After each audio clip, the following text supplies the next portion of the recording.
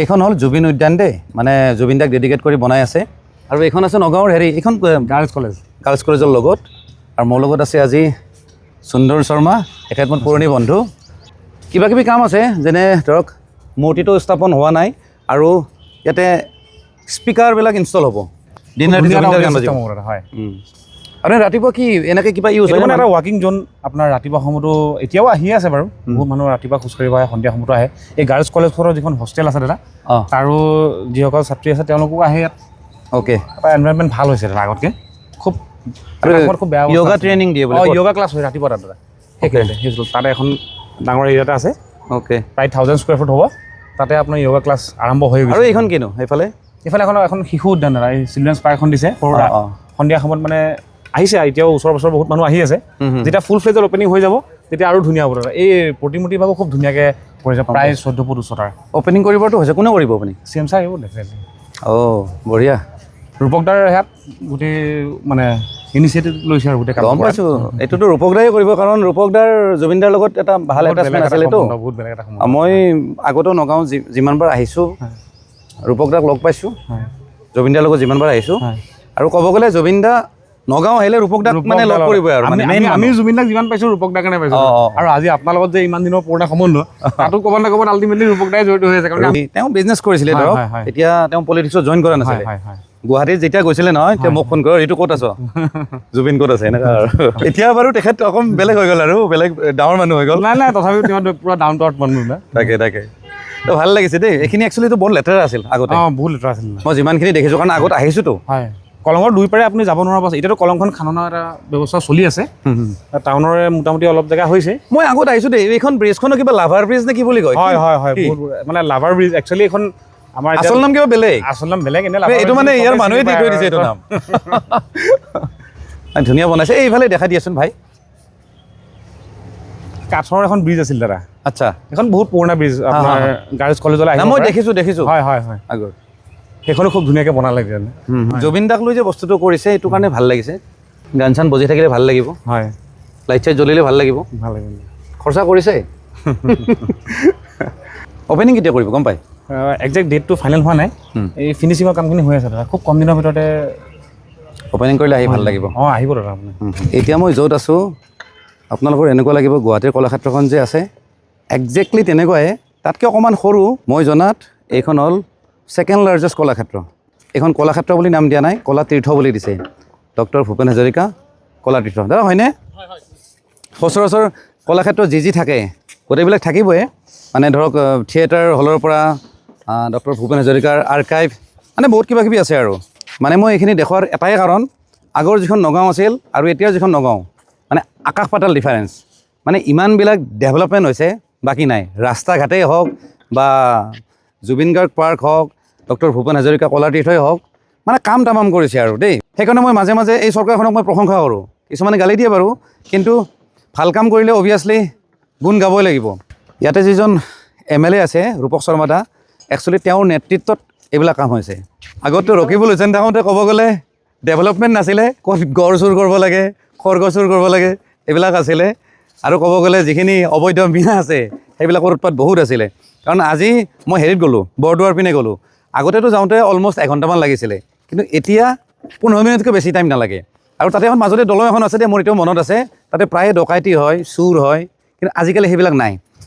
এইখন হ'ল মৰিকলং নদী, নগাঁৱৰ একদম টাউনতে লাগি আছে। আৰু মই যিখন পাৰ্কত আছোঁ এইখন হ'ল মৰিকলং পাৰ্ক। ইয়াতে আহি এটা কথা ভাল লাগিছে দেই, মানে নগাঁৱৰ অৰিজিন কিছুমান বিশিষ্ট ব্যক্তি, যাৰ গোটেই অসমখনত অৰিহণা আছে, লাইক খগেন মহন্ত, লক্ষ্মীনাথ বেজবৰুৱা, ভৱেন্দ্ৰনাথ শইকীয়া, নৱকান্ত বৰুৱা, মাধৱ কন্দলী, আনন্দৰাম ঢেকীয়াল ফুকন, মানে কৈ শেষ কৰিব নোৱাৰোঁ। সেইসকল ব্যক্তিক শ্ৰদ্ধাঞ্জলি দিয়াৰ কাৰণে একচুৱেলি এই পাৰ্কখন খুলিছে আৰু বিৰাট ধুনীয়া বনাইছে। ৰূপক শৰ্মা দা যেতিয়াৰ পৰা ইয়াতে MLA হ'ল নহয়, নগাঁৱত যা তা ডেভেলপমেণ্ট। এতিয়া ক'ব গ'লে এইবিলাক জেগা আছিল জাবৰ পেলোৱা জেগা, কিন্তু এইবিলাকক ধুনীয়া পাৰ্ক বনাই দিলে। আৰু পাৰ্কখন বনাইছে ক'ব গ'লে সেই বিশিষ্ট ব্যক্তিসকলৰ স্মৰণত। আইডিয়াটো তামাম। সুন্দৰ দা, দাদা এটা কথা কওকচোন। হয় দা, এইখনতো ধৰক মই নদী বুলি ক'লোঁ, একচুৱেলি নদী নহয়, একচুৱেলি মৰিকলং বিল। এইবিলাক বিলৰ ওপৰত ঘৰ আছে যে, এইবিলাক কি? এইবিলাক আৰু কি ক'ব, সেয়া দখল কৰা আমাৰ। মানে কোনে দখল কৰিছে? এই আৰু দখল যোৱা আৰু কোনে কৰে দাদা আমাৰ অসমত। ৰখিবলৈ মানুহ তেনেকুৱা সঁচা কওকচোন। হয় হয় কি মানে মিয়া মানুহ নেকি? হয় মিয়া দালাল মিয়া দালাল। বহাইছে আৰু বহুত মানুহ বহাইছে।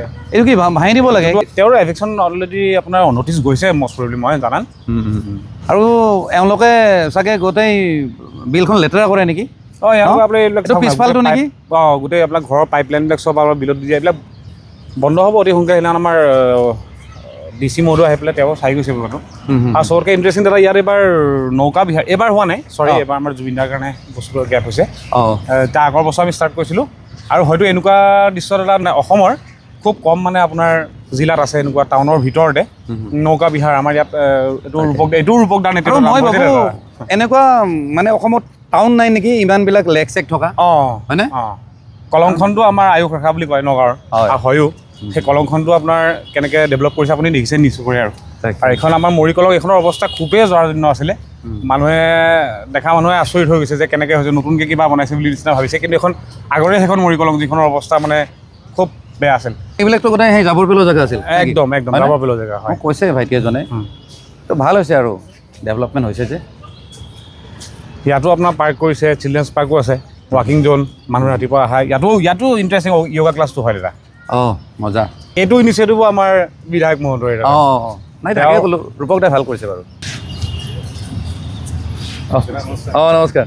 ভালনে? দেখা পাই থাকোঁ মোবাইলত দেখা পাই থাকোঁ। ক'ত থাকে আপুনি? মই জুৰোডত মানে জোনালী। হয় নেকি? ইয়াত ক'ত আহিছিলে? ইয়াত মই মানে একচুৱেলি ট্ৰেভেল এজেঞ্চিৰ লগত মই জড়িত। আচ্ছা। গতিকে মই ইয়াতে মানে ৰিলায়েন্সৰ এজন মানুহক লৈ আহিছিলোঁ। আচ্ছা মানে ইফালে আছে, গতিকে মই ইফালে আহি পেলাই এনেই অলপ বহুত ভাল দেখা পাইছোঁ ইয়াতে। আগত বহুত বেয়া অৱস্থাত আছিলে। তাকে একফালে ভঙা, একফালে কিবা কিবি এনেকৈ। এতিয়া এই পৰিৱেশটো দেখা পাই ভাল হৈছে। আপুনি আগতে দেখিছিলে ন এইখিনি জেগা? দেখিছোঁ, মই কেইবাবাৰো অহা যোৱা কৰি আছোঁ। কৰি থাকি মানে এইবাৰ আহি খুব ধুনীয়া এটা পৰিৱেশ। মানুহবিলাকে টাইমত আহি অন্তত নগাঁৱৰ প্ৰতিটো জেগাতে আপোনাৰ এইটো ব্যৱস্থা কৰি আছে। মিউনিচিপালিটি খুব ধুনীয়াকৈ কাম কৰি আছে। ৰাস্তা ঘাটো ভাল। আমাৰ ডে নাইট ছাৰ্ভিচ হয় দাদা মিউনিচিপালিটি, সেইটো এটা আপোনাক। আৰু এটা ইণ্টাৰেষ্টিং কথা কওঁ দাদা, আপোনাৰ এই আমাৰ মাননীয় প্ৰধানমন্ত্ৰী মহোদয় যিটো আপোনাৰ মন কি বাত অনুষ্ঠান, তাত আমাৰ নগাঁৱৰ কথা উল্লেখ কৰিছে। লাষ্ট যোনটো মন কি বাত, নাই মই শুনিছোঁ। নগাঁৱৰ মানে চাফ চিকুণ। আপুনি আকৌ জোৰত যাব তিনিআলি? মই জোৰোড যাম। ময়ো যাম, এতিয়া ৰাজগড় যাম। এটা ফটো এইটো নাই। কি নাম দাদা আপোনাৰ? মোৰ নাম সুনীল বড়ো। খনিন বড়ো। খনিন বড়ো খনিন বড়ো। ক'ত থাকে নে অৰিজিন? মোৰ তাতে ঘৰ, সোণালীতে ঘৰ। তেওঁক লগ পাই ভাল লাগিল। ঠিক আছে। আৰু ৰূপকদাই প্ৰায় ৰেগুলাৰ মানে ৰাতিপুৱা গধূলি এপাক হ'লেও মানে চাম মাৰি গোটেই বস্তুখিনি কাম হৈ আছে নে খুব সোনকালে কামটো চলিছে। আৰু আৰু ধুনীয়াকৈ সেইবিলাক কৰিছে। চৰাইবিলাক দেখিছেনে দাদা? এই পৰিভ্ৰমী চৰাই ইয়াত আহে। ইয়াত বহুত খৰালি হাঁহ বুলি যে কয়, জানো। এটা সময়ত আপোনাৰ সেই কংগ্ৰেছ চৰকাৰ দিনত আৰু ইয়াৰ পৰা পূৰা জাল মাৰি মাৰি খাই চেছ কৰিছিলে। বজাৰ বহিছিলে, তেওঁলোকে অ'পেনলি বিক্ৰী কৰিছিলে। মানে যেনেকৈ আপোনালোকে মুৰ্গী, এতিয়া আমি ব্ৰইলাৰবিলাক যেনেকৈ আপোনালোকে দেখা পায়, সেইটোতো ক্ৰাইম হয় একচুৱেলি। ফুল ক্ৰাইম প্ৰতিটো লেভেলতে চলি আছিলে আৰু ইয়াত নগাঁৱত ক্ৰাইমটো। ড্ৰাগছৰ কথাটো গম পায়। তাণ্ডৱ ৰাজ, ৰাৱণ ৰাজ নেকি? ৰাৱণ ৰাজ। তাকে মই আগতো এবাৰ মানে ভিডিঅ'ত কৈছিলোঁ মানে নগাঁৱৰ কথাটো। হয়। নগাঁৱত যে মানে ড্ৰাগছৰ ক'ব গ'লে ঘাটি অসমৰ ভিতৰতে। হয়। এতিয়া কমিছে ন? এতিয়া কমিছে দাদা। কমিছেনে আপোনালোকৰ চৰকাৰ কাৰণে কমা বুলি কয়? নহয়, আমাৰ চৰকাৰে কাম কৰিছে দাদা, সঁচাকৈ কমিছে। চৰকাৰৰ কাম কৈছোঁ, কমিছে বাৰু। এনেকুৱাও নহয় যে হৈ গৈছে। অলমষ্ট অ'পেন আছিলে নগাঁৱত, হয়নে? অ'পেন মানে কণ্ট্ৰল নাছিলে সেইটো। মানে পলিটিচিয়ানবিলাকো কি আছিলে মানে ভোটৰ লালসত সেইটো বস্তুত হাত নিদিয়ে। একজেক্টলি। আৰু ক'ব গ'লে এতিয়া অপাৰেশ্যন কৰিবলৈ ধৰিবলগীয়া হৈছে। নাই বুলি মই ক'ব নোৱাৰোঁ, ড্ৰাগছটো আছে দাদা। কিন্তু আগতে যিটো মানে অ'পেন ড্ৰাগছৰ বেপাৰ এখন হৈছিলে, এই যিটো কথা মই আপোনাক ক'লোঁ, আপোনাৰ এই চৰাইখিনি ধৰি লওক ডাইৰেক্টলি আপোনাৰ খাজাত ভৰাই ভৰাই বেচিছিলে, সেই তেনেকুৱা ধৰণৰ যিটো অ'পেন ড্ৰাগছৰ বেপাৰ আছিলে, সেইটোৰ পৰা অলপমান মই আগতেও কৈছোঁ এই বিষয়টোত মানে ড্ৰাগছৰ বিষয়টোত বেছিভাগ মিয়া মানুহ থাকে। এইটো একদম অপ্ৰিয় সঁচা কথা। 100%। হিন্দু মানুহ আছে যদিও 1%ও নাই। তো বেছিভাগ মিয়া মানুহ থাকেতো, তো সেইখিনি মানুহ অভিয়াছলি কংগ্ৰেছৰে মানুহ। কংগ্ৰেছক তেওঁলোকে ছাপোৰ্ট কৰে বা কংগ্ৰেছৰ মানুহখিনি ৰেলী হ'লে সেই সিহঁতি আহে আকৌ।